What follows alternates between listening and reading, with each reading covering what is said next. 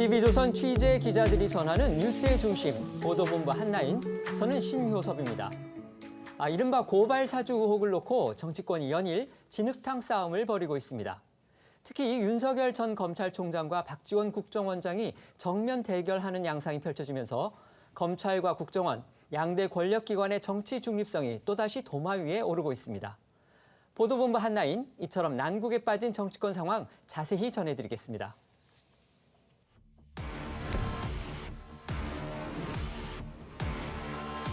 손준성, 김웅, 정정식으로 이어지는 검찰 쿠데타의 정점에 윤석열 후보가 있듯 장모 보호 문건 작성 역시 총장인 윤 후보 지시와 묵인이 없이 불가능합니다. 이건 제보 사주로 바뀌었다고 봅니다. 프레임이. 저는 언론에서도 박지원 게이트라고 자꾸 나오니까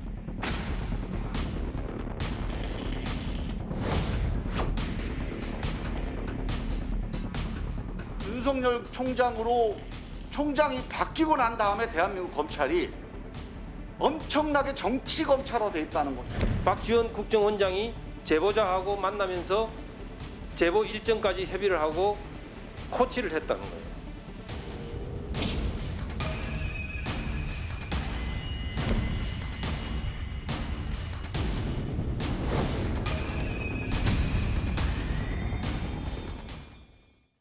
네, 이른바 검찰의 고발 사주 의혹을 놓고 여권은 윤석열 게이트라고 주장하고 야권은 박지원 게이트라고 주장을 하면서 사활을 건 프레임 싸움이 벌어지고 있습니다.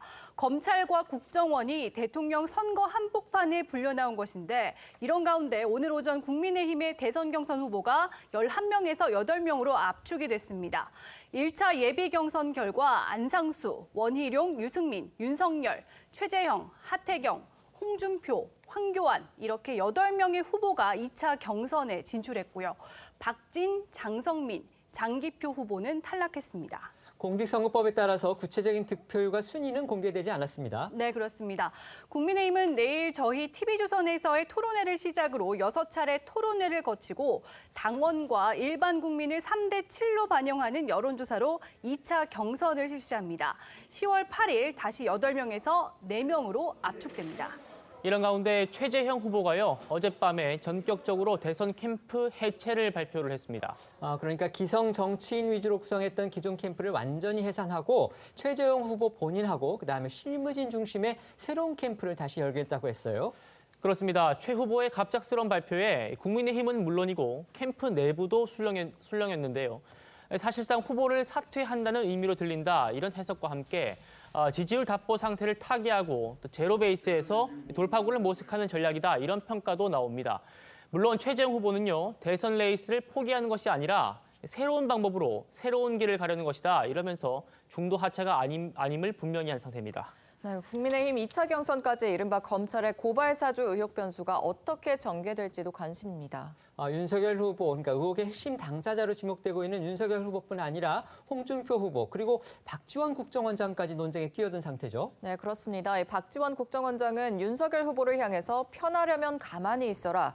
내가 지금 국정원장이라 정치 얘기를 안 하니까 그렇지 나가면 나한테 다 죽는다. 이렇게까지 경고를 한 상태입니다. 윤석열 후보는 박지원 국정원장을 향해서 이성을 잃었다고 맞받았는데 우선 관련 목소리들 들어보시죠. 이제 그 공작의 그 꼬리가 하도 하다 보니까 그 어설픈 그 공작의 꼬리가 이제 드러나는 것 같고 평소에 아는 사람이라고 하더라도 국정원장이라는 그 지위에 가게 되면은 제가 보기에는 좀 정상적이 아닌 것 같습니다. 그건 뭐 여러분도 다 아시잖아요. 그거는 저에 대한 정치 공작을 함께 상의하고 논의했다는 얘기 아닙니까?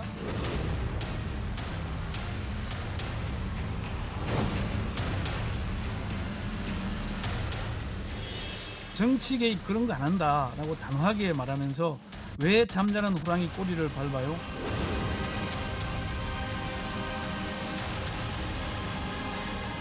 전 세무서장 사건을 국회에서 내가 제일 먼저 터뜨린 사람입니다. 모든 걸 잘 알고 있어요라고. 잠자는 호랑이 꼬리를 밟으면 호랑이가 움직이지 않겠습니까? 네, 박지원 국정원장이 했다는 얘기를 CBS 기자의 전원을 통해 들었습니다. 이 박 원장은 언론들과 비슷한 내용의 인터뷰를 이어가면서 이른바 박 원장의 제보사주 의혹을 전면 부인하고 있습니다. 13일 밤 동아일보와의 통화에서는요, 말씀드렸던 대로 내가 국정원장이라 정치 얘기를 안 하니까 그렇지 나가면 나한테 다 죽는다면서 윤석열 후보를 겨냥해서 윤우진 전 용산 세무서장 사건을 거론하기도 했다고 합니다. 아무것도 하지 않는 잠자는 호랑이 꼬리를 왜 밟느냐면서 내가 국회에서 윤우진 사건을 맨 먼저 터뜨린 사람이라고 했다고 하고요. 또 내가 다 알고 있으니 윤 후보에게 편하려면 가만히 계시라고 전하라고도 했다는 겁니다. 윤우진 전 서장은 금품수수 혐의로 수사를 받다가 검찰에서 무혐의를 받았었어요. 네, 이 과정에서 당시 대검 중수 1과장이었던 윤석열 전 총장이 윤우진 전 서장에게 중수부 출신 변호사를 소개해줬다는 의혹이 불거졌었죠. 박지원 원장과 조성은 씨가 지난달 11일 식사 자리에서 고발 사주 보도를 모의했다는 취지의 윤석열 후보 측 주장이 나오자 이 과거에 윤우진 사건을 거론하면서 경고에 나선 것으로 읽힙니다. 자, 박지원 국정원장 어제 경향신문과의 통화에서도요. 윤석열 후보는 검찰총장 하면서 검찰청 내부 사람하고만 밥 먹었냐? 또 윤 후보는 저하고도 술 많이 마셨다. 이렇게 밝혔다고 합니다. 윤 전 총장과 신뢰관계가 있기 때문에 한 번도 나쁘게 얘기한 적이 없는데 왜 잠자는 호랑이의 꼬리를 밟느냐? 내가 입 다물고 있는 것이 윤석열에게도 유리하다. 이런 말도 했다고 합니다. 또 어젯밤 중앙일보와의 통화에서는요. 설마 내가 그런 걸 모의하겠냐? 또 윤 전 총장에 대해 다 좋게 얘기를 해왔고 하다못해 이 관상쟁이가 윤석열 씨의 부인이죠. 이 김건희 씨의 관상이 좋다. 이런 얘기까지 하고 다녔다면서 배신감을 토로했다고 합니다. 박 원장이 지금은 저렇게 얘기를 하고 있지만 과거에는 공개석상에서 그 윤석열 총장한테 상당히 호감을 표하기도 했지 않았나요? 그렇습니다. 이 검찰총장 후보자 청문회와 또 국정감사 때 나왔던 발언들 함께 들어보시겠습니다. 즉각 강제 수사에 착수를 해야 된다고 보고를 드렸는데 수사를 하지 말라는 그런 말씀을 하셔서 지시 자체가 위법한데 그걸 어떻게 따릅니까? 저러한 기백으로 윤석열 후보자가 꼭 검찰총장 돼서 부당한 지시를 절대 받지 않고 검찰의 길을 갈 것이다. 이렇게 확신하는데 제가 믿어도 됩니까? 부족한 점이 많습니다만은 외적인 압력에서 정당하게 수사가 되도록 그 점을 유념해서 일하도록 하겠습니다. 저는 윤석열 총장에 대해서 지금 현재 공정한 수사도 잘하고 또 검찰 개혁도 선제적으로 우리 국민이 피부로 느끼는 그런 검찰 개혁을 잘하고 있다 하는 것을 어떠한 공개된 장소에서나 혹은 언론 인터뷰를 통해서 강조를 하고 있습니다. 윤 총장님, 흔들리지 말고 하세요. 그것이 민심입니다. 국민의 열망입니다. 또 윤석열 후보는 윤 후보대로 또 할 말이 많은 듯이 보여요. 그렇습니다. 특히 윤 후보는 박지원 원장이 언론 인터뷰를 통해서 윤석열 후보가 검찰총장이었던 시절 나와 술을 많이 마셨다면서 내가 입을 다물고 있는 게 윤 후보에게 유리하다고 주장한 것을 두고 가만히 있지 않았습니다. 어제 저희 TV조선과의 통화에서요. 박지원 국정원장을 향해서 이성을 잃었다 이렇게 강도 높은 비판 표현을 썼는데 박지원 원장을 사적으로 만난 적이 없다면서 상갓집 등에서 몇 차례 마주친 게 전부라면서 통상 국감이 끝나면 의원들과 식사를 하거나 술을 마시곤 하는데 박지원 원장과는 한 번도 식사를 하거나 술을 마신 적이 없다고 부연했습니다. 또 박지원 원장이 인터뷰를 통해서 내가 입 다물고 있는 것이 자기에게 유리하다면서 윤우진 전 용산 세무서장 사건을 국회에서 내가 제일 먼저 터뜨린 사람이라 모든 걸 잘 알고 있다. 이 말을 한 것에 대해서는요. 아는 게 있으면 다 털어보라면서 아무리 까봐도 나올 게 없을 것이라고 또 정면 반박했습니다. 네, 또 조선일보와의 인터뷰에서도요. 박지원 정보원장과 따로 만나 술을 마신 적도 개인적으로 따로 만난 적도 없다면서 나에 대해 아는데 말 못하는 게 있으면 다 까고 이왕 까는 거 빨리 좀 다 털어놨으면 좋겠다. 이렇게 맞섰습니다. 국가 안보를 책임지는 정보기관 수장이 대선 주자에 대한 사실무근 이야기를 언론에 하는 것 자체가 국정원의 선거 개입이고 정치 공작 아니냐면서 국정원장 자리에서 그러지 말고 민간인 신분으로 한번 다 공개해보라고 목소리를 높인 겁니다. 또 윤석열 캠프 측에서는 2019년 7월 4일 박지원 당시 민주평화당 의원이 김어준 씨 프로그램에 나가서 얘기했던 발언을 상기시키기도 했는데요. 박 원장이 2년 전에는 어떻게 얘기했는지 들어보겠습니다. 물론 한국당에서는 굉장한 공격과 거기에 지금 용산 세무서장과의 관계가 있다. 예, 뭐 여러 그런데 가지 그 야당 설명을 제가 원내대표를 하면서 예. 박근혜 이명박 정부에서 얼마나 많은 폭로를 해가지고 잡아냈어요. 그런데 그때 제가 다 잡았어요. 예. 저한테 자료가 다 있어요. 그런데 보니까는 연결이 안 되더라고요. 그래서 제가 포기를 야당 때 원내대표로서 포기했으면은 그 별거 아니다. 어쨌든 건이 안 된다. 제가 건이 됐으면은 그때 가만 안 뒀어요. 저도 몇 가지를 지금 추적을 해봐도 잘안 그렇게 안 걸리더라고요. 용산 세무서장 관계는 제가 야당 때 안 했으면은 제가 총리실 민간 사찰도 청와대에서 대포폰 만들어 가지고 총리실 줘 가지고 자기들끼리 통한 것까지 다 잡아냈잖아요. 그런데 안 걸리더라고요. 윤호진 여러 가지 의혹은 있는 것 같아요. 그런데 고리가 안 걸리더라고요. 소위 건이 안 되는 거야. 근데 오늘 장제원 의원께서 장모 내가 많이 했다. 그런데 고리가 없어서 하지 않는다.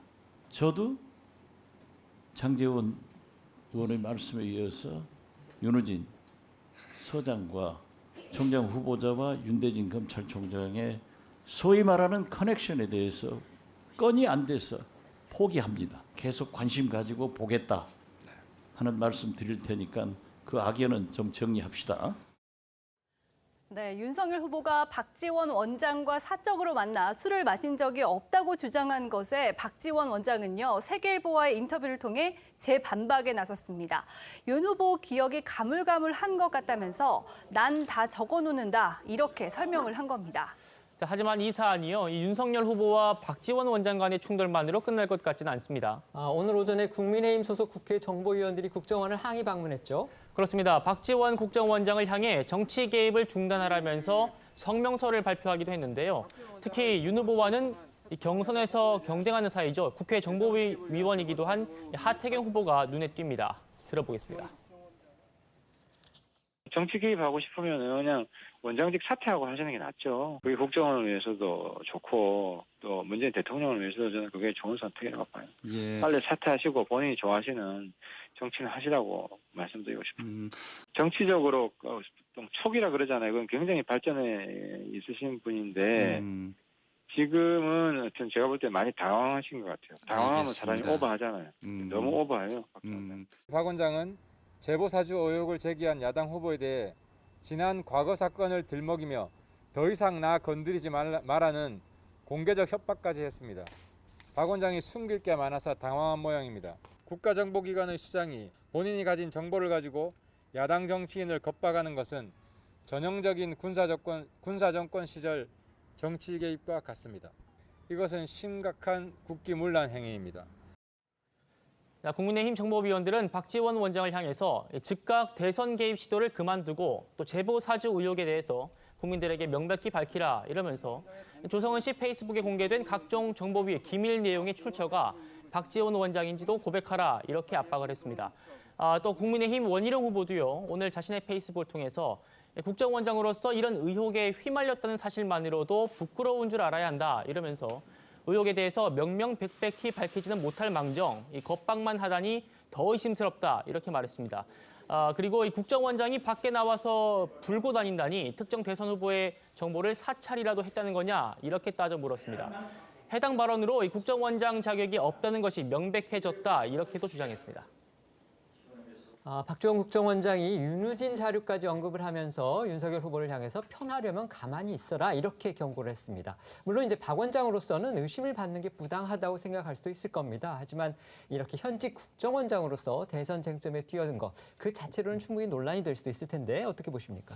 네, 이 사건의 실체에 대한 그 규명 이 여부와는 별도로 현재 박지원 원장의 태도, 대응은 좀 문제가 있다라고 봐야죠.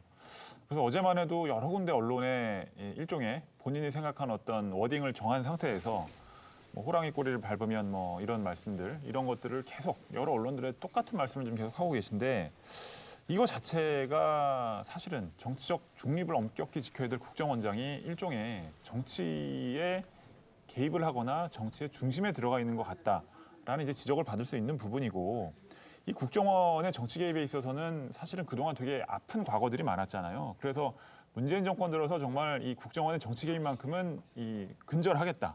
그러면서 각 부처를 이제 출입하는 IO라고 정보 담당관도 없애고 국정원 자체의 국내 정보 수집 이런 직무를 없애버렸잖아요. 근데 이제 박지원 원장이 뭐 이 국내 정보 수집은 안 한다고 하지만 박지원 원장의 얘기를 보면 항상 의원 시절에 수집한 정보라는 단서가 달려 있어요.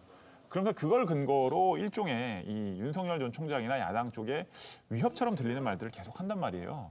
그러니까 지금 최근에 언론과 뭐 신문과 방송에 정치 뉴스의 중심에 항상 박지원 원장이 있는 이 상황.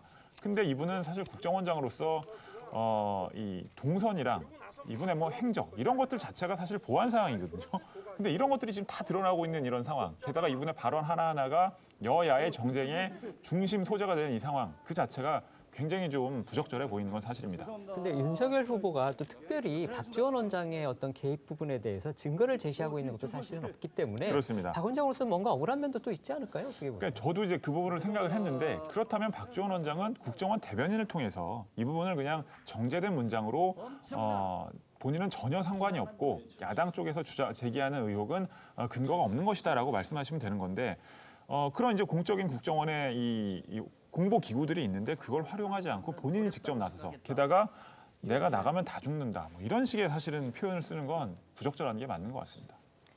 네, 정리를 해보면 박지원 원장은 이른바 뉴스버스의 고발 사주 보도가 있기 전에 해당 보도의 제보자인 조성은 씨와 서울의 한 호텔에서 식사를 했다는 사실이 확인이 됐고요. 그러면서 이번 뉴스버스 보도에 개입한 거 아니냐 이런 의혹에 휩싸여 있습니다. 윤 후보 측은 실제 박지원 원장하고 조성은 씨를 공수처에 고발까지 했어요. 그렇습니다. 국가정보원법 및 공직선거법 위반 혐의로 고발을 했고 여기에 성명불상의 특정 선거 캠프 소속이라는 제3자까지 고발이 됐죠. 저희가 잠시 뒤에 더 깊숙이 짚어드리겠습니다만 박지원 원장과 조성은 씨가 제3자와 공모해 허위 사실을 유포하고 선거에 영향을 미쳤다 이런 취지인 거예요. 네, 그렇습니다. 오늘 윤 후보 캠프에서는요, 박 원장과 조성은 씨가 만났던 호텔에 국정원의 안가로 가 있을 가능성까지 거론을 했습니다. 제보자의 주장과 비교해서 한번 들어보시죠. 우리 원장님이나 제가 원했던 날짜가 아니다. 이 발언 때문에 지금 계속 네. 파장이 크게 나오고 있는데. 사실은 저는 애초부터 여기서 개입될 여지가 없는데 왜 이거랑 자꾸 연결을 시키나. 그리고 저는 오늘 그 원장님이 인터뷰 하셨는데 정말 친분이 법사위 때부터 있으신 걸로 알고 있었거든요. 그래서 윤석열 총장과. 네. 그래서 저는 사실은 이거 자체가 밝혀지는 게 사실 저는 너무 부담스럽고 박 원장에게 자료를 전혀요. 주신 적 전혀 없으십니다. 전혀요. 조성은보다는 박지원 지금 상황에서 필요한 게 아닐까라는 그 정도로 그냥 생각합니다. 아시는 분들은 다들 아시겠습니다만 박지원 원장과 조성은 씨가 만난 그 호텔에는 국정원에서 항시 사용하는 안가가 또 있지 않습니까?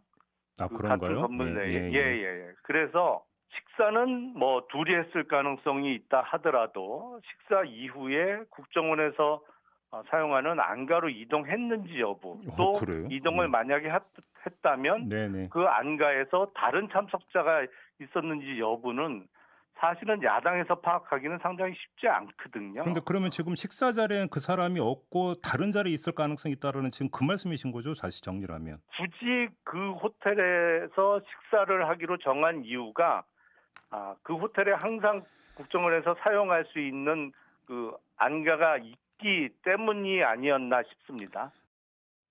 네, 다시 한번 말씀드리지만 당사자인 박지원 원장과 조성은 씨는 단 둘이 만났다는 입장을 내놓은 바 있고요. 또 이 만남에서 이뤄진 대화는 사적인 내용으로 제보 관련 부분은 없었다고 일축하고 있습니다. 또 송영길 민주당 대표는요, 어제 오후 YTN에 출연해서 제보자 조성은 씨에 대해 33살 젊은 분이고 성격이 거침없는 분으로 알려져 있다면서 재기발랄한 분이라 거침없이 말씀하신 것이다, 이렇게 설명했습니다. 아버님도 변호사인데 천정배 전 의원과 법조계에서 아는 관계인 것으로 알려졌다라고 소개를 하면서 조 씨가 해명 과정에서 우리 원장님이란 단어를 쓴 것에 대해서는 그게 무슨 문제인가 이렇게 얘기하기도 했습니다. 네, 그러면서 윤석열 후보는 수사기관에서 소환하면 조사에 응하는 게 먼저라고 강조하기도 했고요. 이게 참 이례적인 상황입니다. 전임 검찰총장하고 현직 국정원장이 대선 전국 한복판에서 정면 충돌하고 있는 상황. 이거 어떻게 봐야 될까요? 상당히 국민의 입장에서 안타까운 상황이죠. 사실은 1987년 민주화 이후에 선거를 흔드는 손, 아주 나쁜 손으로 딱 지목되는 두 기관이 있지 않습니까? 검찰하고 국정원인데 네. 바로 이런 문제를 타개하기 위해서 문재인 정부가 내세웠던 게 권력기관의 개혁이지 않습니까? 그러니까 대표적으로 검찰과 국정원의 정치적인 중립을 확실하게 하겠다. 그래서 여러 가지 제도의 개선, 또 법도를 강하게 했지만 결과적으로 지금 직전 검찰총장이 지금 대선의 한복판에서 주요 플레이어로 뛰고 있는 상황이고 여기다가 지금 현직 국정원장까지 개입이 돼서 지금 치고받는 상황이고 이 결과에 따라서 대선 판세가 흔들린 상황이라고 한다면 과연 이 지금 그 권력기관 개혁의 그 결과 자체가 어떻게 됐느냐 이런 상황을 아마 한 번쯤은 한 번쯤은 되돌아보아야 될 대목이 아닐까 생각이 들고요. 바로 그런 측면에서 본다고 한다면 저는 지금 윤석열 전 총장이 지금 야권의 유력 후보이기 때문에 이 부분에 대해서는 청와대가 말을 할 수는 없겠지만 그러나 현직 국정원장이 계속해서 지금 자신과 관련된 의혹을 둘러싸고 해명을 하면서 이 지금 야권 유력 후보 측에다가 내가 입을 열면 이런 식으로 해석되는 이야기를 한다는 것 자체는 상당히 어떻게 보면 정치적인 중립과 하려고 하는 그러한 원칙과는 많이 거리가 있는 거잖아요. 그렇다고 한다면 청와대가 이 국정원장, 박지원 국정원장한테는 좀 자제를 상당히 강하게 지금 요청을 해야 되는 것이 아닐까 하는 생각이 들고요. 그리고 또 이 모든 사안에 대한 이 진실 규명 자체는 결국은 제3자인 이 수사기관이 빨리 그리고 객관적으로 파악할 수밖에 없지 않나 생각이 듭니다. 저는 필요에 따라서는 특검도 필요하지 않을까 하는 생각이 듭니다. 네, 윤 후보 측은 박지원 국정원장과 조성은 씨의 공모 정황이 드러난 이상 이 공수처가 신속하게 수사를 개시해야 한다고 주장하고 있습니다. 윤캠프 측은 어제 성명서를 통해서 박 원장과 조 씨 두 사람 사이의 통화 내역과 문자 메시지, SNS 메시지 등을 긴급히 확보해야 한다고 목소리를 높였고요. 특히 조 씨가 지난달 31일 자신의 페이스북을 통해서 미국으로 출국할 예정임을 밝힌 것을 들어서 조 씨에 대한 긴급 출국 금지 조치를 내릴 것을 촉구했습니다. 서울경제에 따르면 윤캠프 측은 조 씨가 해외로 출국하는 경우 이 사건의 실체적 진실은 미궁으로 빠질 수밖에 없다는 우려를 표한 것으로도 전해졌는데요. 이러한 윤캠프의 주장에 대해서 조 씨는 정말 급하신가 보다라는 이런 반응을 보였습니다. 한번 들어보시죠. 정말 최선을 다하시고 계시는구나. 네, 정말 급하신가 보다 싶네요. 그러니까 말도 안 되는 조치들을 여기 쓰지 마시고 사건의 실체를 빨리 협조하셔서 당과 별로 상관없다는 거를 밝혀서 당이라도 좀 구하셨으면 좋겠어요. 예. 자, 조 씨는 오늘 입장문을 통해서도요, 또 한 번 윤캠프 측을 겨냥을 했습니다. 자신은 사업상으로 해외 진출 등 여러 일정을 잡고 있었던 건데 윤캠프 측이 무슨 의도로 출국 금지를 하는 것에 힘을 쏟는지 이해가 안 간다, 이런 건데요. 이어서 조 씨는 윤캠프 측을 향해서 본인들의 증거 제출과 수사 협조를 바란다, 이렇게 덧붙였습니다. 네, 이런 가운데 어제 서울경제가 보도한 조 씨의 인터뷰 내용이 또 다른 파장을 낳고 있습니다. 네, 맞아요. 검찰에 내부 고발자가 있다, 이렇게 주장을 한 거예요. 네, 맞습니다. 먼저 조성은 씨는 이 사건을 박지원 게이트로 몰고 있는 야당을 향해 저 하나만 죽이면 끝난다고 생각하는 것이냐며 사건의 사실관계가 드러나면 파장은 더 커질 것이라고 주장을 했다고 합니다. 그러면서 검찰에 내부 고발자가 있다는 생각은 못하느냐며 제3의 성명불상의 인사가 있다고 폭로를 했다는 건데요. 그러자 당장 정치권에서는 대체 일반인인 조 씨가 그런 사실을 어떻게 알 수 있느냐는 의문이 쏟아졌고 어제 한 라디오에 출연한 조 씨는 이와 관련한 질문을 집중적으로 받기도 했습니다. 조 씨의 이야기는 직접 들어보겠습니다. 공수처에서 수사 협조를 하는 과정에서 뭔가 들으신 게 아니 뭐 있으셨다? 듣지는 않았어요. 아, 듣지는 듣진 않았고. 않았지만 이제 제가 이제 그 어수선한 분위기들이 있잖아요. 그거를 다 전달하기는 좀 부적절하고요. 여러 가지 정황상 보면 검찰 내부 고발자도 있을 수도 있다라는 있는 것 같다라는 거죠. 네, 그쵸. 생각을 아니, 하신 것인데 이 제 휴대폰 하나만으로 제 증언만으로 그렇게 할 수는 없을 그저께 것 갈 수 없으니 충분한 이미 수사처도 적극적으로 증거 확보를 하고 있고 그 부분들은 다 동의를 하시잖아요. 네. 그래서 이제 그 영장 얘기를 하셨어요. 수인의 이제 뭐 성명불상의 검사 뭐 이렇게 해서 그 중에서도 많은 생각들을 하시지 않겠냐. 저는 이 정도의 암시였는데 그것들을 그렇게 설명 그러니까 서울경제 인터뷰하고는 또 조금 다른 뉘앙스의 얘기입니다. 여러 정황상 검찰 내부에 고발자가 있을 거라는 암시였을 뿐이다. 또 이렇게 얘기를 하고 있네요. 네, 그렇습니다. 들으신 것처럼 조 씨는 또 어떤 근거로 검찰에 내부 고발자가 있다는 주장을 했느냐는 진행자의 질문에 법원이 검사 자택까지 압수수색 영장을 발부한 것이 자신의 휴대폰 포렌식만으로 가능했을까 이러면서 공수처뿐만 아니라 수사기관들이 굉장히 진지하게 준비하시는 모습, 또 여러 가지를 인지하시고 있는 모습 등등을 보고 내부 고발자들에게 굉장히 매력적으로 들렸을 수도 있다. 그리고 그 외에 자신에게 뉘앙스로 느껴지는 것들이 조금 있다고도 말을 했습니다. 이게 이제 앞뒤가 좀 잘 안 맞는다 이런 느낌도 드는데 하여튼 정리를 해보면 자신이 수사 진행 상황 등을 보고서 검찰에 내부 고발자가 있을 거란 뉘앙스를 느꼈고 그래서 그런 암시를 했다 이런 얘기인가요? 네, 그렇게 이해를 해볼 수 있을 것 같습니다. 그러자 오늘 윤캠프 측에서는 조 씨가 신의 경지에 오른 것이 아니냐 이런 반응까지 나왔는데 한번 내용 들어보시죠. 아니 무슨 공익신고자가 수사 진행 상황을 그렇게 잘 알아요?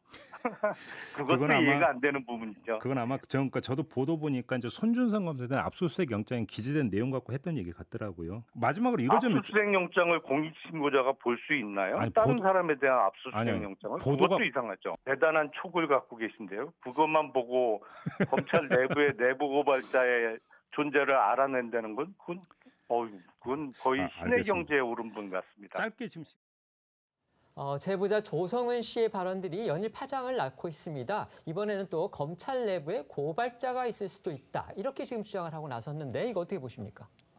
사실 뭐 이런 의혹을 누군가 제기했을 때 그 제기한 사람, 그러니까 메신저라고 봐야겠죠. 메신저를 공격하는 것은 사실 바람직하진 않습니다. 근데 그런 논란을 지금 조성은 씨가 스스로 자초하는 부분들이 너무 많은 것 같아요. 사실 이 부분도 만약에 검찰 내부에 또 다른 공모자가 있다라는 게 사실이고 그것을 조성은 씨가 알고 있었다면 그럼 이 의혹 자체를 조성은 씨가 검찰과 여러 가지를 상의하고 있다. 이런 식의 해석이 나올 수가 있거든요. 물론 이제 조성은 씨가 다시 취지를 바꿨기 때문에 뭐 그렇게까지 해석을 하긴 좀 어려운 것 같긴 합니다만 본인의 어떤 추측을 마치 사실인 것처럼 얘기하는 이런 부분들 그리고 얘기를 한번 던졌다가 그것이 좀 자기에게 불리하다 싶으면 다시 말을 바꾸는 부분들 뭐 이제 최근에 또 비근한 논란이 우리 원장님과 제가 그 보도 관련해서 네, 원했던 날짜가 아니었다라고 했다가 또 바로 그게 그런 취지가 아니다라고 또 반박을 하고 뭐 이게 지금 반복되고 있는데 이런 상황이라면 뭐 조성은 씨가 의혹을 제기하는 부분 뭐 아직 그래도 이제 텔레그램의 어떤 고발장의 캡처 사진이라든지 이런 것들이 있으니까 뭐 그거 자체가 뭐 이제 뭐 문제가 있다라고까지 저는 얘기할 수 있는 단계는 아니라고 보지만 조성은 씨가 본인이 제기한 의혹의 어떤 신빙성을 높이기 위해서는 뭔가 좀 일관된 진술을 하면서 좀 더 구체적인 근거를 추가로 드러내줄 필요가 있다. 이런 생각이 드는 건 사실입니다. 예, 들으시는 것처럼 제보자 조 씨를 둘러싼 의문점도 연일 제기가 되고 있습니다. 오늘 노컷 뉴스는 공수처가 확보한 조 씨의 휴대전화에 김웅 의원과의 텔레그램 대화방이 존재하지 않았다고 보도했는데요. 다시 말해서 조 씨가 핵심 증거인 김웅 의원과의 대화방을 소위 폭파한 채, 없앤 채로 증거라고 제출했다는 겁니다. 이 대화방은 손준성 전 대검 수사정보정책관이 김 의원에게 직접 고발장을 보냈는지 이 여부를 가늠해 볼 수 있는 중요 근거로 꼽혔는데요. 노컷 뉴스에 따르면 조 씨는 신분 노출이 끔찍했기 때문이다. 이렇게 이유를 댔다고 하고요. 또 이어서 뉴스버스가 김 의원한테 전화를 하고 또 자신에게도 통보식으로 기사가 나간다고 하니까 금방 자기를 찾아낼 거라고 생각했다. 이렇게 덧붙였다고 합니다. 관련해서 오늘 조 씨의 이야기도 들어보시죠. 제가 조금 뭐 익명성 포기라기보다는 뭐 사실 뭐 당당하지 못한 것처럼 이제 몰고 가시길래 부득이하게 제가 사실은 좀 그렇게 공개적으로 나올 수밖에 없었고요. 사실 제가 뭐 악플을 읽고 제가 뭐 또 흔들리고 이런 스타일은 아닌데 예. 그 워낙 이제 선거가 좀 열기가 있잖아요. 그렇다 보니 굉장히 이제 뭐 너 가족까지 가만두지 않겠다라는 뭐 그런 SNS 뭐 메시지도 많이 오시고요. 네, 조 씨는 오늘 자신의 페이스북을 통해서도 김웅 국민의힘 의원과의 텔레그램 대화방은 폭파했다는 글을 올려서 이 같은 사실을 인정했습니다. 다만 조 씨는 수사기관에서 각 절차를 거친 증거 입증의 내용이 정치 공방으로 없는 사실이 되는 것이 아니다라고 주장을 하면서 텔레그램 대화 소스 디지털 원본 그대로 가지고 있고 그것을 수사기관에 모두 제출했다. 디지털 포렌식 과정과 진본 확인을 마쳤기 때문에 주장이 아니라 사실관계로 입증이 됐다고 말을 했습니다.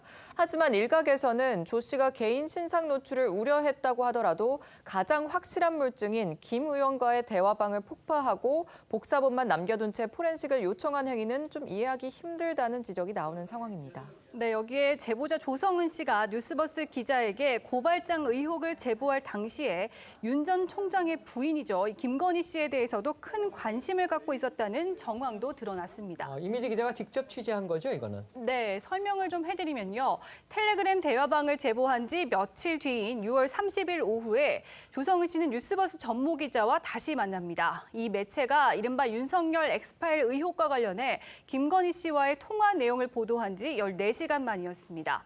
이 자리에서 조성은 씨는 전 기자로부터 보도되지 않은 김건희 씨 취재 녹취 내용에 대해서 전해 들었다고 합니다. 네, 그리고 다음 날 SNS에 다 안 들어봤으면서 신나게 의혹을 털고 간다라고 하다니 아직 파트별로 7, 8개가 나오겠구만이라고 적었습니다. 닷새 뒤에도 또 페이스북에 풀 버전을 언급합니다. 천지개벽할 내용들이 많던데 목이 빠지게 기다렸다고 썼습니다. 네, 이와 관련해서 조성은 씨는 인터뷰가 40분 분량인데 공개된 부분은 고작 1, 2분이라며 사생활과 재판에 대한 내용들을 일부 전해 들었다고 했습니다. 그러니까 조 씨가 김건희 씨와 뉴스버스의 통화 내용 가운데서 뉴스버스가 보도하지 않은 내용까지 파악을 했다는 거군요. 그렇습니다. 이 조 씨와 긴밀하게 소통을 한다고 하는 한 전직 의원이 있는데요. 이분께 얘기를 들어보니까 이 조 씨가 전체 녹취를 얻어내려고 전 기자와 만난 것이고 이후에 자기에게도 일부 내용을 전해줬다 이렇게 주장을 했습니다. 이런 사실이 알려지자 윤석열 캠프 측은 조 씨 제보의 순수성을 의심을 했습니다. 윤석열 캠프 측은요, 조 씨가 윤 후보를 음해하기 위해서 일부러 접촉했을 수 있다 이러면서 이에 대해서도 박지원 원장의 개입 여부를 확인해야 한다 이렇게 주장을 했습니다. 다만 조 씨는요, 일상적인 이야기를 하다가 전 기자를 만나게 됐을 뿐 김 씨의 사생활 관련 녹취를 묻기 위해서 만난 건 아니다 이렇게 반박을 하면서 녹취도 전 기자가 먼저 언급했다 이렇게 주장을 했고요. 반면에 전 기자는 통화 녹취 내용은 알지도 못했고 조 씨한테 녹취 내용을 전한 적도 없다 이렇게 밝혔습니다. 들으셨다시피 이제 조 씨의 이런 행적들이 조 씨의 제보 의도, 그러니까 제보 내용의 그 진상 규명과는 또 별개로 제보 의도에 대한 논란으로 이어지고 있는 거거든요. 어떻게 봐야 될까요? 이거? 그렇죠. 그러니까 조성은 씨는 일단 그 뉴스버스에다가 본인이 직접 하니까 적극적으로 제보를 낸 것이 아니고, 그러니까 그 기자와 다른 이야기를 하다가 우연히 이것이 발설되는 바람에 본인은 사고로 이야기를 했잖아요. 네. 그렇다고 한다면 정치적 의도를 갖고 있지 않고 이제 이야기를 시작했다는 것인데, 그런데 그동안에 조성은 씨의 그러니까 소셜미디어 같은 걸 쭉 들여다보면 사실은 윤석열 전 총장에 대해서 일종의 정치적인 약간은 그 조금 이 좀 거부감을 갖고 있던 건 사실인 것 같아요. 그렇기 때문에 그런 것들이 은연중에 지금 드러나고 있는 건 맞는데, 근데 문제는 그전에는 뭐 자신의 뭐 정치적인 신념이나 개인적인 생각을 어떻게 갖고 있다는 건 누가 이렇게 시비할 바가 아니잖아요. 그런데 지금 문제는 이 사건이 드러나고 난 이후에 저는 행동이 상당히 문제가 있다는 생각이 듭니다. 물론 본인의 그러니까 제보 의도에 대한 여러 가지 정치권의 공세 때문에 자신이 그러니까 좀 방어를 해야 될 측면이 분명히 있긴 있지만, 너무 자주 지금 언론에 노출되고 있다. 사실 어떤 사람들 같은 경우는 사실 이런 식으로 공익성 제보를 하고 나면 사실 이런 그 공익성 제보의 순수성이 떨어질 거를 그러니까 우려해서 사실 말을 잘 안 하잖아요. 그러니까 이 객관적인 실체는 일종의 제3자인 수사기관이나 이런 데서 밝혀달라 하고 본인은 빠지는 게 상례인데 그렇지가 않고 적극적으로 자신의 의견을 내고 있다는 것 자체가 그러면 앞서 이야기했던 사고라는 거하고는 달리 뭔가 정치적 의도를 갖고 한 것이 아니냐는 의구심을 살 수밖에 없다는 것이죠. 특히 그리고 지금 자신과 관련돼서 또 다르게 불거진 의혹이 현직 국정원장의 정치 개입 논란이지 않습니까? 그런 부분에 있어서도 본인이 정말 박 전 원장을 상당히 정치적 멘토로 아낀다고 한다면 저는 좀 더 신중하게 발언할 필요가 있지 않나 하는 생각이 듭니다. 네, 또 이런 가운데 윤 후보에 대한 조 씨의 평가가 과거와는 좀 달라진 점도 눈에 띕니다. 보시는 것처럼 조 씨는 지난 2019년까지는 스스로를 윤 후보의 팬이라고 할 정도로 열심히 응원을 했지만 지난 6월부터는 공개적으로 비판을 쏟아내기 시작했습니다. 특히 장모 사건이나 김건희 씨의 학력 논란과 윤 후보의 실언 논란 등에 대한 글을 수십 건 올리면서 최근까지도 비판을 이어갔습니다. 그렇게 입장을 바꾼 데에는 어떤 계기가 있었을까요? 이게 사실 속내를 알 수는 없지만 어제 저희 TV조선과의 통화에서 조 씨는 지난해 윤 후보가 검찰총장일 당시 국정감사 태도 등을 거론하면서 이미 그때부터 마음에 안 들었다고 답을 했고요. 어제 한 라디오에서는 이번 의혹과 윤 후보의 관련 연관성을 묻는 질문에 차차 얘기할 기회가 있을 것이라고 말을 하기도 했습니다. 조 씨의 주장 한번 들어보시죠. 4월 3일자 고발장 내용 중에 거기에 이제 피해자가 피해자 윤석열, 피해자 김건희, 피해자 한동훈 이렇게 작성이 되어 있는데 거기 문장이나 뭐 이런 것들 내용들 보면은 사실 많은 것들이 암시가 되어 있거든요. 제가 그 암시까지 어떻다라고 얘기를 할 수 없고 만약 손준성 검사가 이제 적어도 발송한 특은 뭐 관여한다 정도의 개연성이 있다면 이 고발장 자체가 굉장한 큰 증거다라고 생각을 합니다. 내용적인 사실 부분 제가 의심했던 거 제가 수사기관까지 갈 수밖에 없던 내용들을 제가 차차 좀 얘기할 수 있는 기회가 있지 않을까 싶어요. 방금 들으신 조 씨의 방송 내용에서 눈길을 끄는 부분이 있습니다. 사실 많은 것들이 암시가 되어 있거든요. 또 이렇게 얘기를 했고 그다음에 제가 수사기관까지 갈 수밖에 없던 내용들을 차차 좀 얘기할 수 있는 기회가 있지 않을까 싶다. 또 이렇게 얘기를 했어요. 결국 이런 걸 보면 뭔가 이제 윤석열 후보가 직접 이번 고발장 그다음 작성에 관여했다는 그런 부분과 관련해서 본인이 좀 더 많은 어떤 증거를 갖고 있다. 이런 뜻으로 보이기도 하는데 어떻게 보십니까? 이제 현재까지 드러난 것으로는 이제 고발장 같은 경우에는 이제 손준성 검사로부터 김웅 의원에게 건네졌다는 고발장은 다 공개가 돼 있는 상황이잖아요. 그것만으로는 윤 전 총장이 손준성 검사에게 어떤 지시를 했다 이런 근거는 전혀 없는 상황이고. 그 고발장만 보면 그렇다. 그렇습니다. 네. 그리고 윤 전 총장하고 손준성 검사가 정말 그 당시에 그렇게 이런 일을 비밀스럽게 모의할 정도로 가까운 사이였냐 이 부분에 대해서도 여러 가지 논란이 있는 상황이긴 합니다. 그런데 이제 지금 조성은 씨는 그거 외에도 또 다른 어떤 증거가 있을 수 있다라는 뭐 암시 뭐 그런 얘기를 하고 있는 것인데 근데 또 이제 그런 것들을 미루어 짐작할 수 있는 부분들인 그 김웅 의원과 조성은 씨의 텔레그램 방은 또 폭파가 된 상황이란 말이에요. 그러니까 사실은 그 두 사람이 그런 이 문건을 주고받은 그 맥락 이게 어떤 취지에서 의미가 있다라는 부분을 설명할 수 있는 대화들이 있을 텐데 그런 부분들이 또 삭제가 된 상황에서 지금 조성은 씨는 뭐 120여 장을 캡처를 했다라고 하지만 그것이 이제 고발장 외에 또 굉장히 중요한 어떤 스모킹건이 될 만한 그런 이제 자료들이 거기에 또 있을지는 잘 모르겠어요. 근데 이제 조성은 씨는 그런 것이 있을 수 있다라고 얘기를 하고 있으니까 뭐 그 부분은 저희가 어떻게 섣불리 단정을 할 수 있는 부분은 아니고 역시 대검의 감찰이나 공수처의 수사를 지켜보는 수밖에 없을 것 같습니다. 네, 윤석열 국민의힘 대선 예비 후보의 고발사주 의혹 논란은 야권의 대선 경선판으로 옮겨붙고 있습니다. 윤석열 후보 측이 특정 캠프의 개입 가능성을 의심하면서 정치권에서 당내 경쟁자인 홍준표 캠프 인사가 거론되자 홍준표 후보가 이에 강하게 반발하면서 이번 논란이 여야 간 신경전뿐만이 아니라 야권 내부 충돌로 비화될 조짐을 보이고 있는 겁니다. 먼저 두 후보의 목소리 들어봅니다. 조성은 씨는 만남에 동석자가 없다고 주장을 하시는데 어떤 근거로 성명 불상자를 고발 대상에 포함시켰는지. 저도 당과 캠프에서 들었는데 그 자리에 동석자가 있다고 합니다. 그리고 그걸 거의 확인한 사람들도 있다고 하고, 그래서 여러 가지 그 방법을 사용을 하면은 동석자의 신원이 특정되지 않겠냐 해서 그 고발장에 동석자도 넣었다고. 윤석열 후보 캠프 측에서 이 홍 후보 캠프 인사가 고발 사주 의혹과 관련이 됐다 이런 주장을 했고, 그런 거 가지고 뭐 고소 고발하고 해서는 안 되겠죠. 응? 그거는 하지하책이죠. 그거 아마 다급해서 그럴 겁니다. 쫓기죠. 뒤집어지죠. 이제는 걸고 넘어져야 되겠다. 그런 생각으로 하는 모양인데 터무니없는 주장입니다. 그리고 그렇게 주장을 하면 자멸할 겁니다. 스스로 자멸할 겁니다. 주위에서 그래 이야기해요. 가만히 놔두세요. 스스로 무너집니다. 자, 윤석열 후보와 홍준표 후보의 신경전은 지난달 11일 제보자 조성은 씨와 박지원 국정원장이 만난 날 그 자리에 동석했다고 거론되는 A씨가 해당 사실을 부인하면서 정점에 이르고 있습니다. 다시 한번 정리하면 의혹의 핵심은 박 원장과 조성은 씨 그리고 홍준표 캠프에 있다고 하는 그 인사가 한 호텔에서 식사를 하면서 고발 사주 의혹을 논의를 했다는 건데요.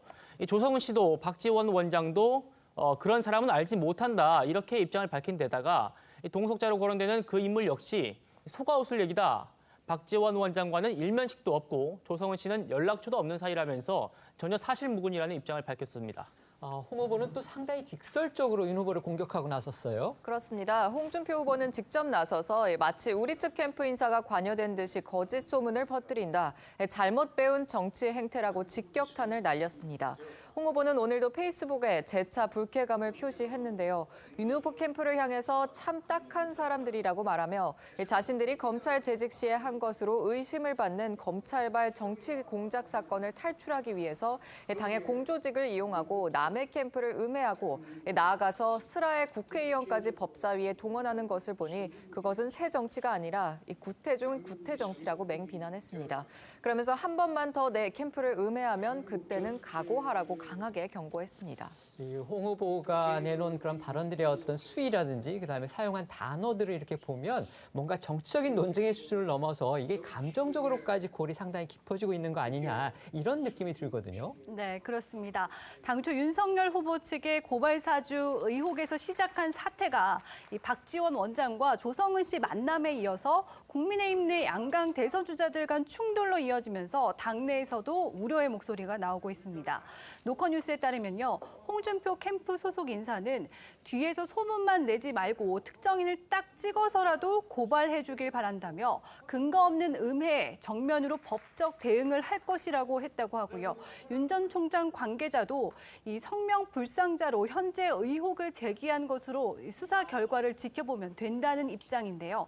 국민의힘 내부에서는 우려가 나옵니다. 당내 관계자는 여권의 공작에 맞서 일치 단결해도 모자를 판에 당내 유력 후보들 간의 신경전으로 불이 번지고 있다며 이런 변수를 조율해야 할 당 지도부와 선관위가 손을 놓고 있다고 지적을 한 것으로 전해집니다. 관련해서 국민의힘 목소리 좀 더 들어보겠습니다. 조사를 해봐야 되고요. 만약에 동석자가 있었다면 그분이 누구인지도 다 확인이 돼야 되고 제가 난 참 그 사람들 다급하다고 생각을 하는 게 그런 짓에 흔들릴 사람도 아니고 그리고 그런 문제는 눈도 깜짝하지 않습니다. 곧바로 개입해서 조정을 한다든가 할 상황은 아직 아니라고 봅니다. 그런데 예컨대 뭐 거의 당이 그 파탄 지경으로 갈 정도가 되는 그런 정도의 큰 문제가 있다면 그거는 우리 내부적으로 검토를 해봐야 되지 않을까 생각합니다. 고발 사주 의혹 논란이 국민의힘 대선 주자 양강 사이의 집안 싸움으로까지 번지면서 이런 후보 상호 간의 비판이 결국은 당 전체의 전력을 크게 훼손하는 거 아니냐 이런 우려도 나오고 있거든요. 예, 맞습니다. 뭐 이 사건과 이런 문제 때문에 이준석 대표가 상당히 지금 그 상대 측에 대한 뭐 이 의혹 자체를 상당히 신중하게 제기를 해야 된다고 아주 점잖게 이야기를 했습니다만 지금 이 선거 관리를 하고 있는 정홍원 위원장은 조금 더 이 상황이 심각하다고 생각을 하는 것 같아요. 그래서 소위보다는 대의를 생각하자는 이야기인데 소위라는 것 자체는 결국 당내 경선에서 누가 이긴다는데 거기 집착하는 것보다는 이 정권교체라는 이 큰 뜻을 생각을 한다면 우리가 섣불리 행동해서는 안 된다. 말을 상당히 함부로 해서는 안 된다는 이야기인데요. 사실 그러니까 지금 정홍원 위원장의 우려가 사실 맞는 것이죠. 이런 식으로 지금 만약에 양측 간의 갈등이 계속적으로 확대될 경우에는 경선이 끝나고 난 뒤에도 소위 말하는 원팀이 될 수가 없잖아요. 뭐 일종의 불복 논란도 일어날 수 있는 것이고요. 또 무엇보다도 이 당내 주자들끼리 이렇게 치고받는 그 자체를 지켜보는 지지자뿐만 아니라 중도 무당층 같은 경우는 상당히 정치에 대한 혐오, 불신하면서 떠날 수밖에 없다는 것이죠. 이거는 결국은 이 지금 국민의힘 입장에서는 상당히 큰 마이너스가 될 수밖에 없잖아요. 그렇다고 한다면 저는 좀 더 이 당 지도부가 적극적으로 이 문제에 대해서 상당히 좀 개입을 해서 사실 뭐 이 실체는 밝혀내지 못한다 하더라도 양측의 자제를 요청할 필요는 있지 않나 생각이 들고요. 그리고 지금 양 당사자들도 저는 한 발짝씩 물러나는 모습이 필요하다. 뭐 윤석열 후보 측에서는 그런 제보가 들었다 하더라도 이걸 제기할 때는 상당한 근거를 갖고 이야기를 할 필요가 있다. 그리고 특히 후보 본인이 직접 나서서 이 자신의 육성으로 이야기하는 것 자체는 상당히 상대를 더 자극하잖아요. 그런 측면. 그리고 또 이 지금 홍준표 후보 쪽에서도 지금 상당히 그러니까 이 낯선 이미지가 있는 감정적 언사로 지금 대응을 하고 있잖아요. 이런 부분들을 보다는 저는 뭐 내일부터 당장 지금 토론회가 열리니까 이럴 때 지금 양 후보가 진짜 딱 이렇게 허심탄회하게 이렇게 한번 이렇게 그 공방을 주고받는 그런 모습이 오히려 낫지 않을까 생각이 듭니다. 네, 홍준표 후보는요, 이 캠프 관계자와 조성은 씨와 이 박지원 원장이 식사 자리에 동석했다 이런 소문에 대해서 들으신 것처럼 재차 윤석열 후보 측의 정치 공작이다 이런 입장을 밝히고 있습니다. 이런 소문이 나는 데 대해서는 지지율을 언급하기도 하는데요. 이 지지율이 골든 크로스가 되면서 아마 윤 후보 측이 다급할 거다 이런 주장을 하고 있는 겁니다. 근데 공교롭게도 제보자인 조성은 씨도 이런 홍 후보 측의 주장과 비슷한 얘기를 했어요. 네, 어제 조성은 씨도 라디오에 출연해서 비슷한 맥락의 발언을 했는데 내용 들어보시죠. 지금 윤석열 캠프는 자기들이 막 이제 홍준표 뭐 지지율이 올라오니까 뭐 이런 느낌으로 엮으려고 하는데 사실 제가 예전에 뭐 좀 홍준표 대표님께 불리한 글도 공유도 하고 저도 한 번도 뵌 적도 없고 근데 갑자기 동석자 성명불상 꼭 그 자리에 제3자가 있어야 된다는 거예요. 왜요? 왜? 공작이기 때문에. 말도 안 되는 소리죠. 네.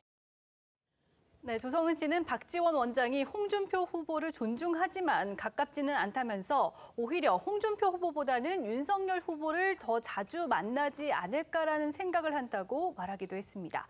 조성은 씨의 목소리 좀 더 들어보겠습니다.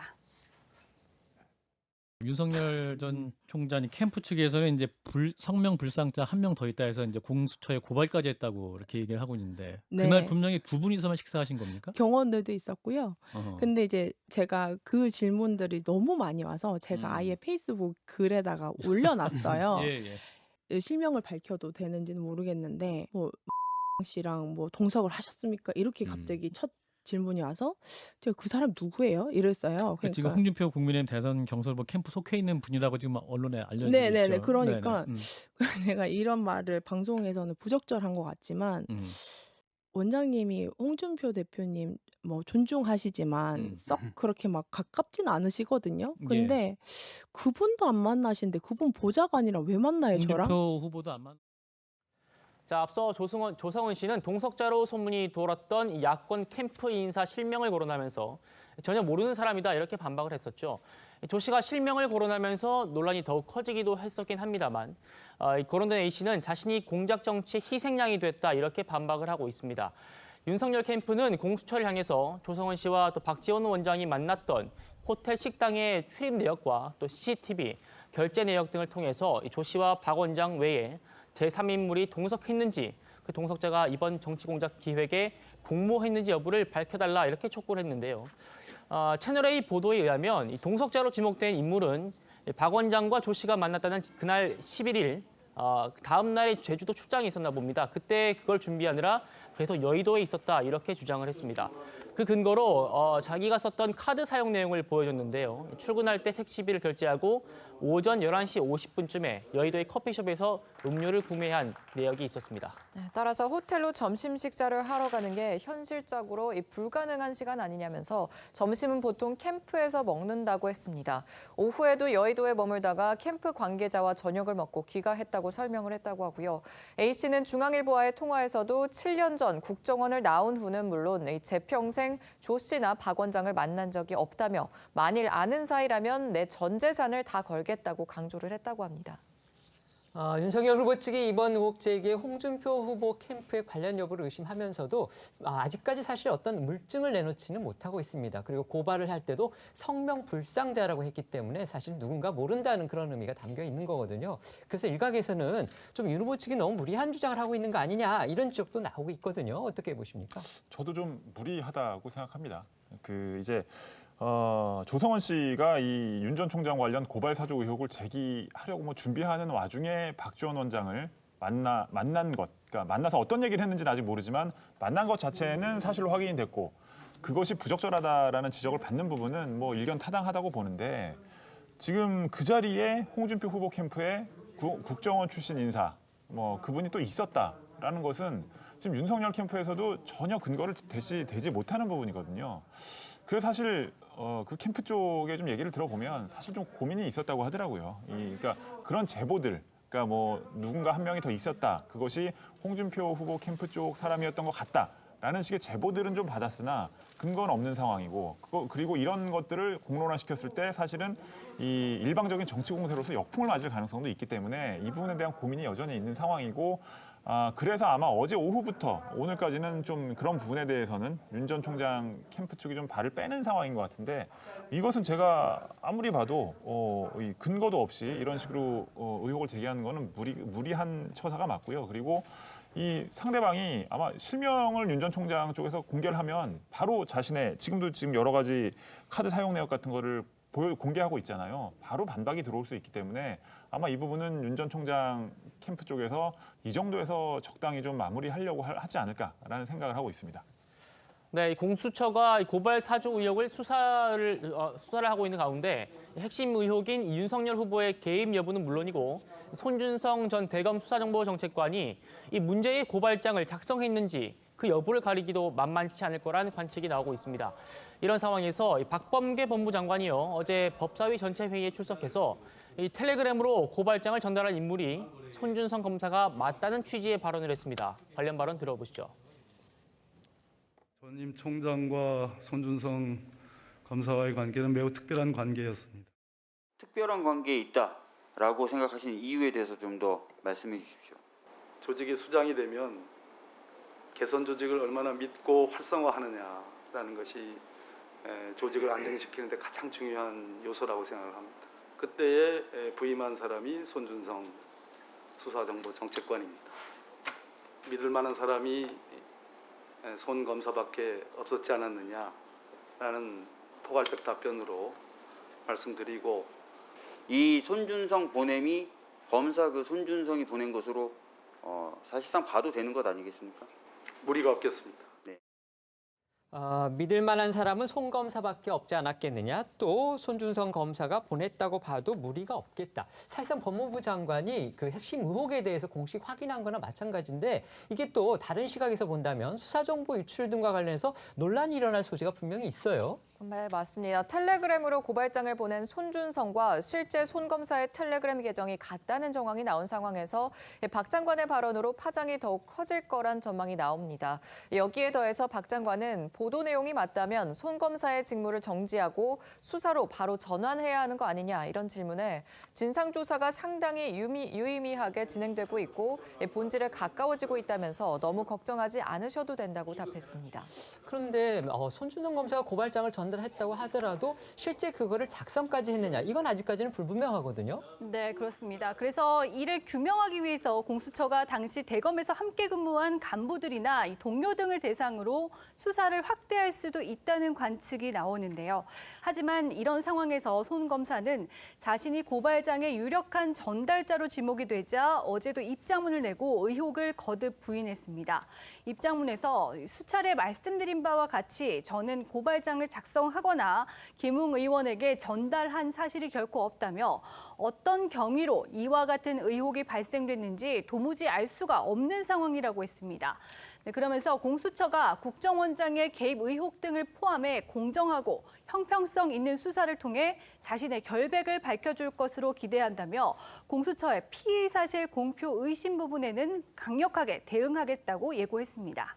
이번 사건의 사실 핵심 부분 중에 하나는 윤 후보가 과연 고발장 작성에 개입을 했느냐 아니냐일 겁니다. 이것에 대해서 박범계 장관은 특별하게 어떤 증거를 제시하지는 않았지만 윤 후보와 송 검사가 특별한 관계다 이렇게 지금 계속 거듭 강조를 하고 있는 거예요. 그렇습니다. 윤 후보와 손준성 검사의 연관성을 의심하는 것에 대해서 윤 후보 측은 송 검사에게 그 당시에 어떤 지시나 부탁을 할 이유가 전혀 없다 이렇게 반박을 했고요. 야당은 박 장관이 윤 후보가 고발 사주에 관여했다고 예단을 한다면서 항의했습니다.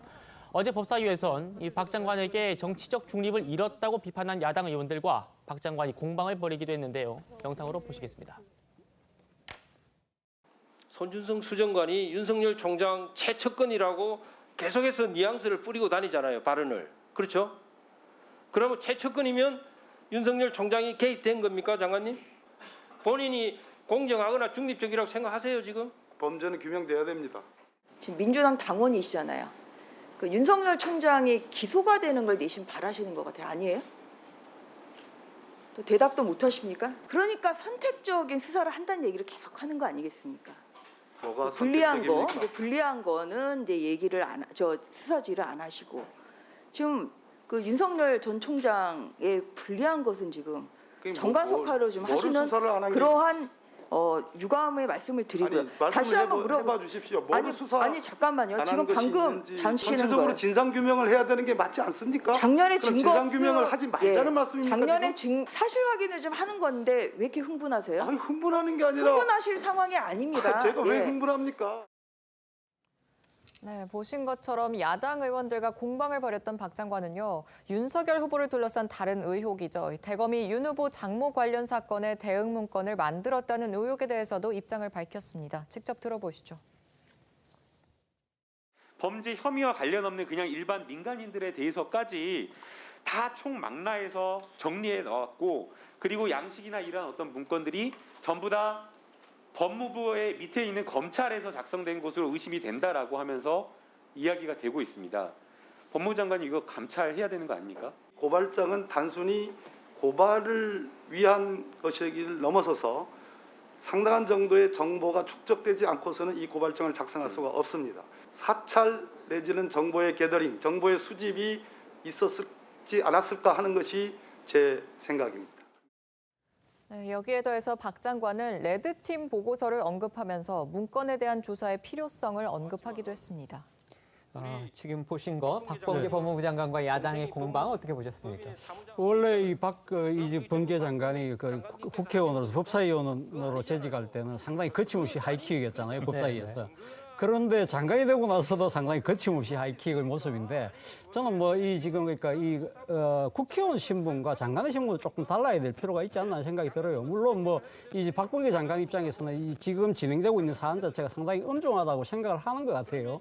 지금 뭐 사실 지금 뭐 고발 사주 오기 진실이라고 한다면 어떻게 보면 이 지금 검찰총장의 검찰권의 사유와 또 나아가서는 검찰의 국정농단까지 될 수 있는 사안이기 때문에 이러한 실체를 밝혀야 되겠다는 의지는 좋습니다. 의지는 좋은데 문제는 지금 장관이 어제 국회에서 한 발언을 보고 나면 상당히 정치적인 여러 가지 그러니까 가이드라인을 이 수사팀에게 주는 듯한 모양새로 비친다는 것이죠. 이미 어떤 결론을 내리고 있는 것처럼 그렇죠. 보인다는 그런 부분들이 거죠? 사실 그동안에 이 역대 이 법무부 장관들이 사실 법사위에 나와서 이 진행적인 사건에 대한 여러 가지 질문을 받았을 때는 이 수사나 조사에 영향을 끼칠 수 있기 때문에 말씀을 못 드립니다 하면서 적절한 선에서 이 나름대로 일종의 뭐랄까요 톤다운을 시켰는데 그렇지 않다는 이야기거든요. 그런 부분들이 물론 이 사안의 엄중성 때문에라고 그럴 수는 있겠지만 그러나 문제는 지금 이 선거 국면이고 그리고 또 지금 법무부 장관이 여당 당적을 갖고 있지 않습니까? 그리고 또 본인이 이 그 장관이 되고 난 뒤에 나는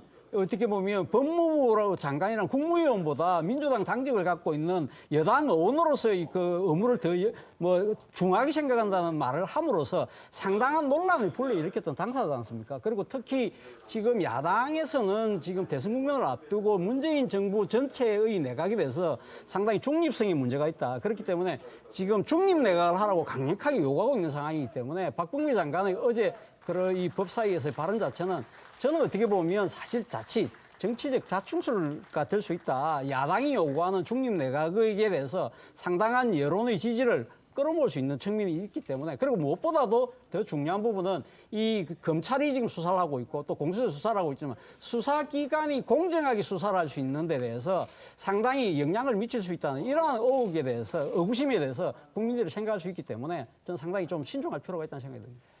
네, 어젯밤에는 민주당 대선 경선 후보들이 토론을 했습니다. 이 자리에서는 고발 사주 의혹의 핵심 인물이죠. 손준성 검사의 인사를 두고 책임 공방도 벌어졌습니다.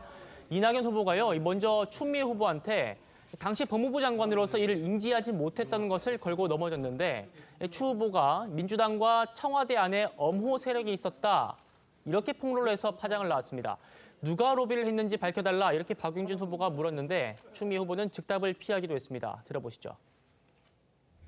손준성 수사정보정책관이 문제 있는 사람이란 걸 발견했다면 바로 인사조치를 하거나 그랬어야 합니다. 혹시 윤석열 검찰총장의 로비였습니까? 윤석열 로비에다가 당에서도 엄호한 사람들이 있었죠. 청와대 안에도 있었고요. 장관이 그걸 지켜내야 되는 것 아닌가요? 끝까지 지켰죠, 저는. 아니, 그 분위기를 만드셨잖아요. 호호, 자꾸 다른 쪽에 탓을 돌리는 것은 추 장관답지 않습니다. 노무현 대통령이 인사청탁하다 걸리면 패가망신 시키겠다고 그랬습니다. 법무부 장관을 상대로 청와대에서 민주당 안에서 검사 인사청탁을 했단 말이에요. 누굽니까? 제가 지금 말씀드리면 네. 문제의 본질은 윤석열 일당이 저지른 이 국기문란 사건인데요. 인사 논란으로 문제가 바뀌어지는 인사 로비가 강력하게 있었어요. 누군지 말씀 안 하겠다? 우리 안에 반개혁 세력이 있다고 늘 그러셔서 무슨 말씀인가 그랬는데 이제 이해하시겠어요? 심각하네. 제가 얼마나 힘들었는지 이해하시겠어요? 이런 분들이 누군지 저는 지금 이렇게 얘기하실 필요 있다고 약간 좀 눈물이 나려고 하는데.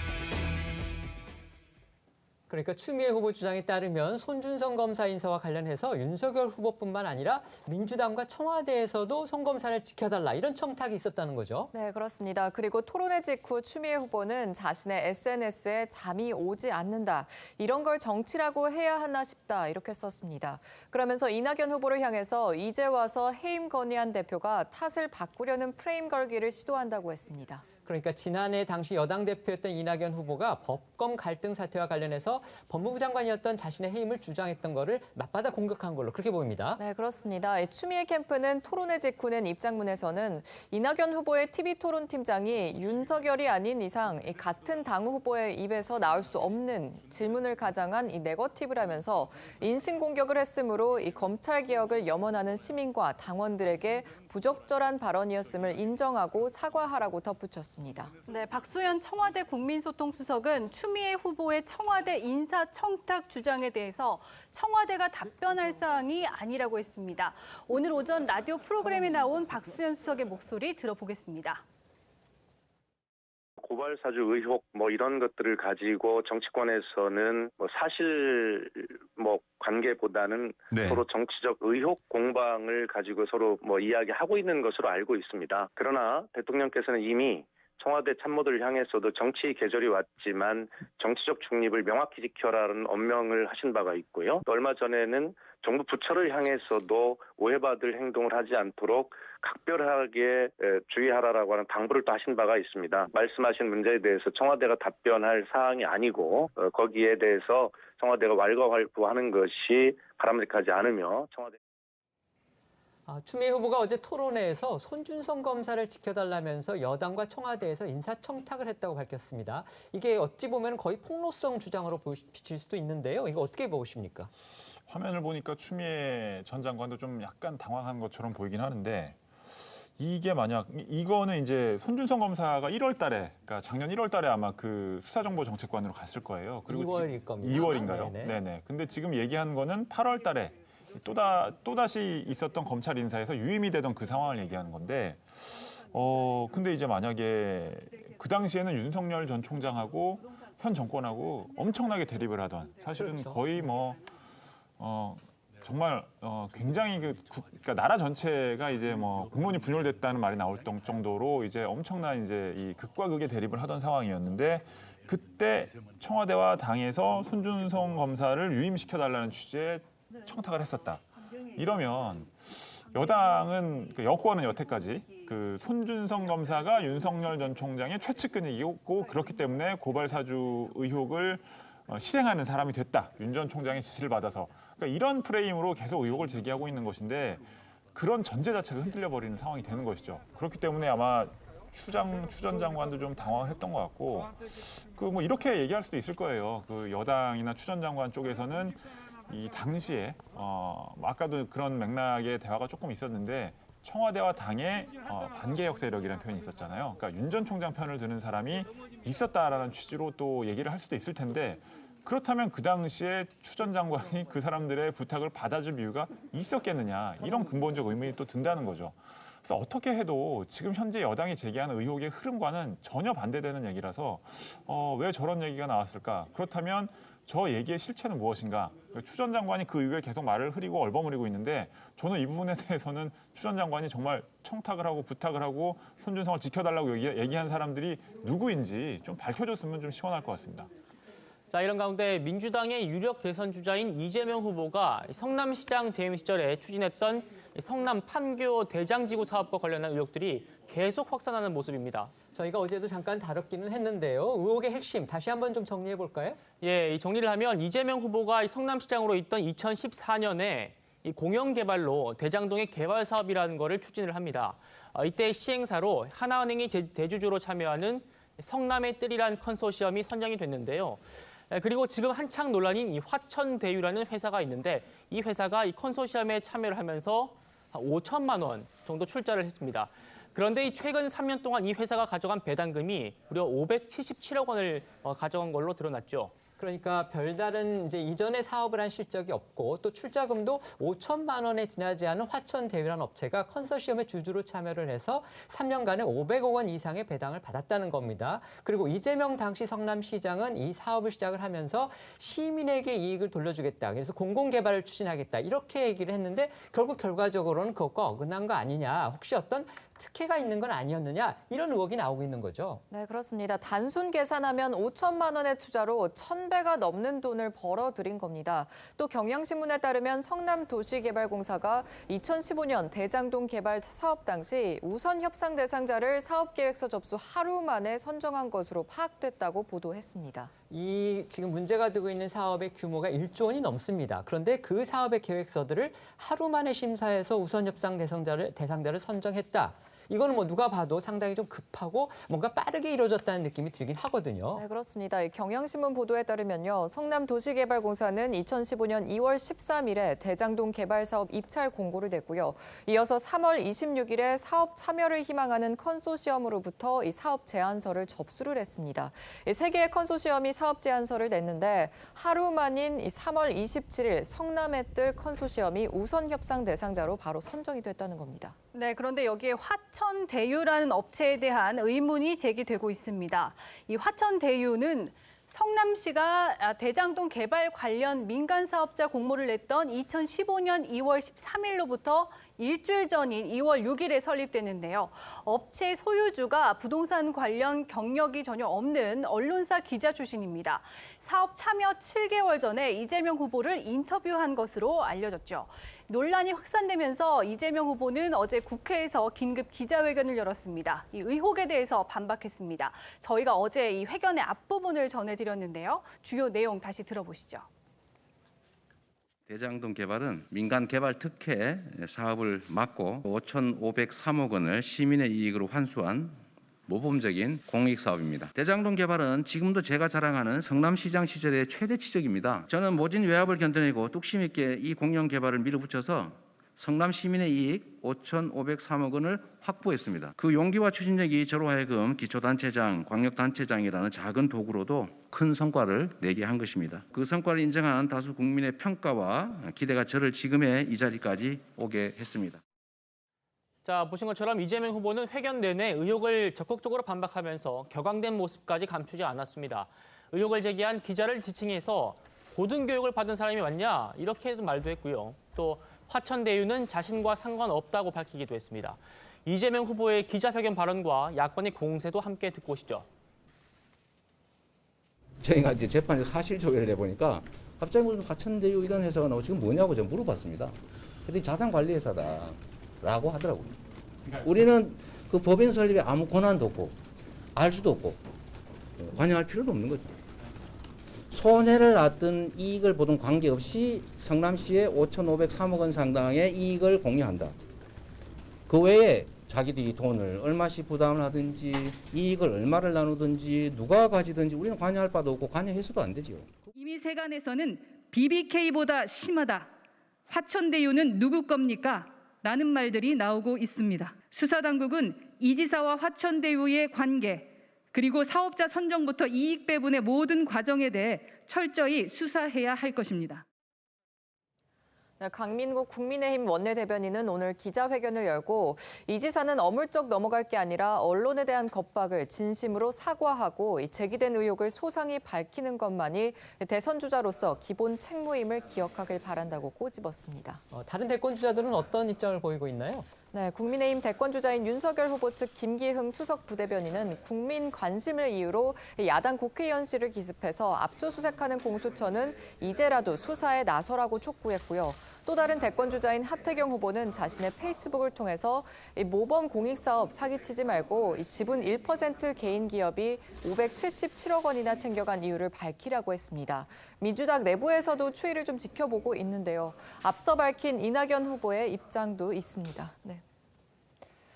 이재명 후보는 개발 의혹에 대해서 상당히 강하게 부인을 하고 있습니다. 물론 아직까지 밝혀진 거는 전혀 없지만 어쨌든 사업 선정 과정에서의 여러 가지 문제점들이 지금 나오고 있긴 하거든요. 어떻게 봐야 될까요? 이재명 후보 입장에서 어제 기자회견에서 이야기했듯이 본인이 좀 억울한 측면이 분명히 있을 거예요. 원래 공영 개발을 하려고 했다가 민영으로 넘어간 걸 다시 본인이 이 시장되고 나서 공영으로 돌려서 그러니까 성남 시민들한테 약 5천억 이익을 돌려줬다. 그런 측면만 뭐 박수를 칠 수 있죠. 그러나 우리가 앞서 이야기했던 지금 특수법인에 참여한 민간 컨소시엄 뭐 둘러싼 실체에 대한 의혹 자체를 만약에 그 이재명 시장이 성남시에서 민간단체를 상당히 오래 시민운동 오래 했잖아요. 그 입장에서 이걸 들여다봤을 때 과연 입 다물고 계실 것인가 부분을 한번 생각해 보시라는 겁니다. 네, 알겠습니다. 저희는 1분 뒤에 다시 돌아오겠습니다. 오늘 준비한 소식은 여기까지입니다. 저희는 내일 오후 1시에 더 핫한 소식으로 찾아뵙겠습니다. 시청해 주셔서 고맙습니다.